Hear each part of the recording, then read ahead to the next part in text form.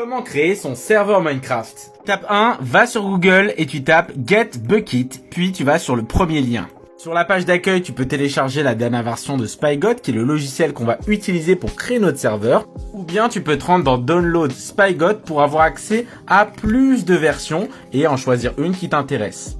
Je vais par exemple choisir la 1.12.2, donc je clique sur Download et sur le fichier .jar juste ici. Je vais me demander d'enregistrer le fichier sur mon ordinateur. Et je peux maintenant me créer un nouveau dossier sur mon bureau pour aller ranger mon serveur. Je vais l'appeler serveur Minecraft et je vais ranger mes fichiers dedans.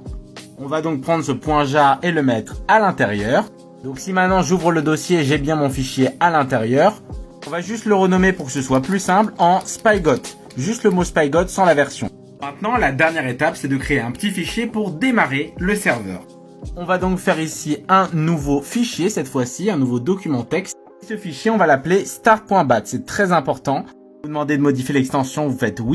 Et vous allez faire clic droit pour le modifier avec le bloc-notes. À l'intérieur, vous allez mettre ce texte, java-jar spygod.jar pause.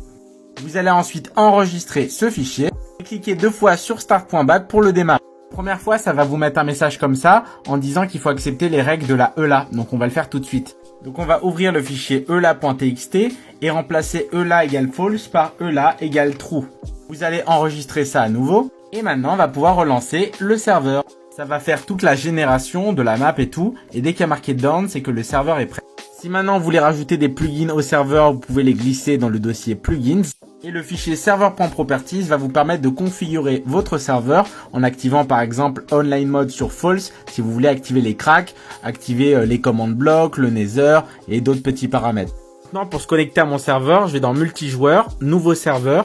Et je mets ici localhost comme adresse. Si jamais vous voulez un serveur qui soit accessible dans le monde entier, il faudra acheter une machine. Je vous ferai un tuto dessus si ça vous intéresse. Je vais donc cliquer sur terminer et là j'ai bien mon serveur qui est en ligne et je peux le rejoindre directement.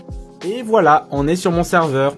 Pour avoir toutes les permissions, je peux écrire OP et mon pseudonyme dans la console et ça va me donner tous les pouvoirs. Donc voilà, vous savez déjà comment créer un petit serveur en local pour commencer à travailler dessus, construire les maps, etc. Et quand vous voudrez le passer en multijoueur avec tout le monde, bah là, faudra prendre une machine et je vous montrerai comment faire. Donc abonnez-vous et restez actifs.